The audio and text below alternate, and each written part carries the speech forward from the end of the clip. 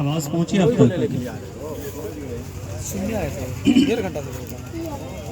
الحمد للہ وکفى والسلام على عباده الذين اصطفى اما بعد اعوذ باللہ من الشیطان الرجیم بسم اللہ الرحمن الرحیم یا ایہا الذین آمنوا اتقوا اللہ حق تقاته ولا تموتن إلا وأنتم مسلمون وقال تعالى يا أيها الذين آمنوا أطيعوا الله وأطيعوا الرسول صدق الله العظيم قرة عين في الصلاة قال النبي صلى الله عليه وسلم محترم علماء اکرام اسٹیج پر تشریف فرما اور سامعین اور پردہ نشین خواتین اسلام، اللہ تبارک و تعالی کا بے انتہا اور بے پناہ احسان و کرم ہے کہ اللہ رب العالمین ہمیں اور آپ کو اس رات بابرکت رات کو ہم اور آپ اللہ اور اس کے رسول صلی اللہ علیہ وسلم کی باتوں کو سننے کے لیے، جو ان کے پیغامات کو اکابر علماء کرام کے ذریعے ہم آپ سماعت فرما رہے تھے بعد نماز مغرب سے اب تک، ہم آپ یہ عہد اور ارادہ کریں پہلے کہ انشاءاللہ العزیز جو باتیں ہم نے اب تک سنی ہیں اور جو ابھی سن رہے ہیں اور آگے سنیں گے، ان باتوں کو اپنے اندر اپنی زندگی میں ان باتوں کو اتاریں گے اور اس پر عمل کریں گے تو انشاءاللہ العزیز بات بتائی جائے گی۔ اس لیے کسی شاعر نے یوں کہا، جس دور پہ نازا تھی دنیا اب ہم وہ زمانہ بھول گئے، جس دور پہ نازا تھی دنیا اب ہم وہ زمانہ بھول گئے، اوروں کو جگانا یاد رہا خود ہوش میں آنا بھول گئے، آزاد تو اب بھی ہوتی ہے مسجد کی فضا میں اے انور، آزاد تو اب بھی ہوتی ہے مسجد کی فضا میں اے انور، جس ضرب سے دل ہی جاتے تھے وہ ضرب لگانا بھول گئے،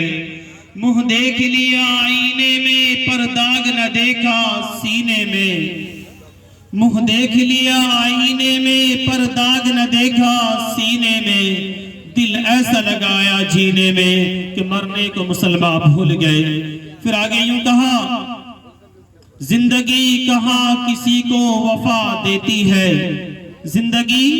کہاں کسی کو وفا دیتی ہے، ساتھ رہتی ہے مگر دغا دیتی ہے۔ یقین جانیے کہ زندگی اور یہ دنیا والے اور دنیا کے لوگ اتنے بے وفا ہیں۔ پہلے میں جو قرآن کریم کی آیت پڑھی اس کا صاف یہ ہے کہ ایمان والو اللہ تبارک و تعالی سے ڈرو، ایسا ڈرو جیسا کہ تمہیں ڈرنے کا حق دیا گیا۔ اب اس بات پر ہر آدمی اپنے گریبان کے اندر جھانکے اور اپنے کیے ہوئے اعمال کا اگر حساب کیا جائے تو یقین جانیے کہ ہر آدمی اپنے حساب و کتاب سے اندازہ لگا لے گا کہ اللہ تبارک و تعالی نے اس کائنات میں ہمیں اور آپ کو کیوں بھیجا، کیوں پیدا کیا، اور ہم سب کی ذمہ داریاں کیا تھی اور ہم کر کیا رہے ہیں۔ پھر کہا، اے ایمان والو اللہ اور اس کے رسول صلی اللہ علیہ وسلم کی اطاعت و فرما برداری کرو تو پھر تمہیں ہر میدان میں کامیابی مل جائے گی۔ آخر ہم آپ ہر گھر کا رونا اور ہر فرد کا رونا ہے کہ ہم تو نمازیں پڑھتے ہیں، اللہ سے مانگتے ہیں پر ہمیں عطا نہیں کیا جاتا۔ جو قرآن کریم نے کہا فَاذْكُرُونِي أَذْكُرُكُمْ وَاشْكُرُوا لِي وَلَا تَكْفُرُونَ، کہ اے لوگوں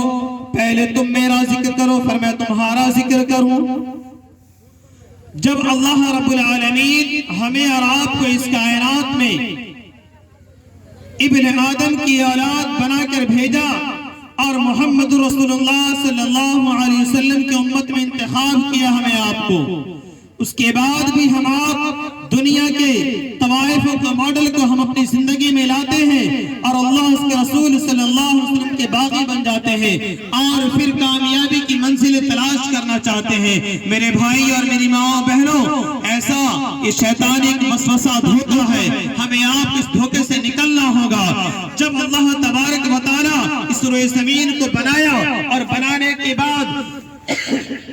جب آدم علیہ السلام کی پیدائش ان کا معاملہ آیا تو فرشتوں نے کہا، اے الہ العالمین رب، ہم تو آپ کو سجدہ کرنے کے لیے ہیں، ہم تو آپ کی نمازیں بھی پڑھتے ہیں، آپ ان آدم کو دنیا میں کیوں بھیجیں گے، آپ ہمیں ہی رہنے دیا جائے۔ اللہ تبارک و تعالیٰ نے آگے فرمایا کہ نہیں، جو آدم جانتا ہے وہ تم نہیں جانتے۔ تو پتا چلا کہ جو آدم اور آدم کا بیٹا اور ان کی بیٹیاں جانتی ہیں وہ دنیا کے لوگ، غیر لوگ نہیں جانتے، ایمان والے ہی جانتے ہیں۔ لیکن آج ہم آپ اپنے کام کو بھلا بیٹھے اور دنیا کی محبت میں ہم آپ اپنی زندگی کو، اپنے دین کو برباد کرتے جا رہے ہیں۔ جو قرآن کریم نے کہا، الہاکم التکاثر حتی زرتم المقابر، کہ لوگوں کیا تم دنیا کے اندر مال و متاع جمع کرنے کے لیے بنا کر نہیں بھیجے گئے؟ تم جس مال و متاع کو جمع کرنا چاہتے ہو اور کر رہے ہو، جو تم کوٹھی بنگلہ بنا رہے ہو، سجا رہے ہو، وہ چند لمحوں کے لیے تمہارے سامنے ہے، اور ایک وقت آئے گا جو چار کاندھوں کے سہارے اٹھا کر تمہارے رشتہ دار، تمہارے خیش و اقارب، تمہارے ماں باپ، بھائی بہن، تمام رو دھو کر کے تمہیں ایک چار پائی پر ڈال کر کے قبرستان کی طرف دفنا دیں گے، وہاں پہنچا دیا جائے گا۔ تو ہم آپ اس دنیا میں اللہ تبارک و تعالیٰ نے ہمیں آپ کو یہ عالیشان بنگلے بنانے کے لیے نہیں پیدا فرمایا، ہمیں آپ کو اس دار الفنا میں رہ کر کے دار الجزا کی تیاری کرنی ہے۔ لیکن ہم اور ہماری اولادیں دار الفنا میں رہ کر دار الجزا کی کتنی تیاری کر رہے ہیں وہ خود آپ دیکھ رہے ہیں۔ اسی لیے ہمیں اور آپ کو چاہیے کہ اس وقت بھی توبہ کر لے اور دربار الہی میں روئے گرگرائے۔ بہت ہم آپ کھیل کود لیے، تماشے کر لیے، لیکن ہاں اب یہ رونے کا وقت نہیں ہے اور اب یہ تماشے کرنے کا وقت نہیں ہے، اب ہمارے آپ کے جانے کا وقت آ گیا ہے۔ ہم آپ دن بدن اپنی قبر سے قریب اور دنیا سے دور ہوتے جا رہے ہیں، لیکن ہمیں آپ کو پتہ یہ چل رہا ہے کہ ہم دنیا کے قریب ہو رہے ہیں اور قبر سے دور ہو رہے ہیں، ایسا نہیں ہے۔ اس لیے ہم کتنی تیاری کر رہے ہیں اور ہمیں جو اللہ تبارک و تعالیٰ کے سامنے ہمیں آپ کو اپنے کیے ہوئے کا حساب دینا ہے، اس کی ہم آپ تیاری کر رہے ہیں یا نہیں کر رہے ہیں؟ اور تیاری کر رہے ہیں تو کس طریقے سے کر رہے ہیں؟ آج اگر دیکھا جائے اللہ کے نبی محمد رسول اللہ صلی اللہ علیہ وسلم جن بازاروں کو نافرمان جگہ بتایا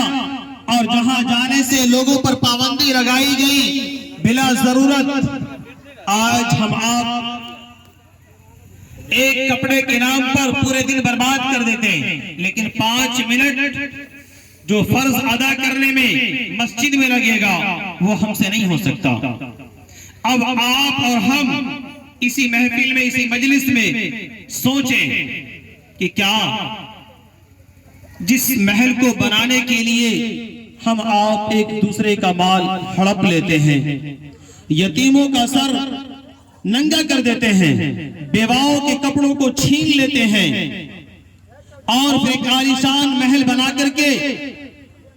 ہم یہ کہتے ہیں کہ ہم سے بڑا بنگلہ کسی کا نہیں، کیا یہ بنگلہ اللہ کو دکھاؤ گے؟ نہیں دکھا سکتے۔ اللہ تبارک و تعالی ہمارے اور آپ کے بنگلے کے بنیاد پر فیصلہ نہیں فرمائے گا،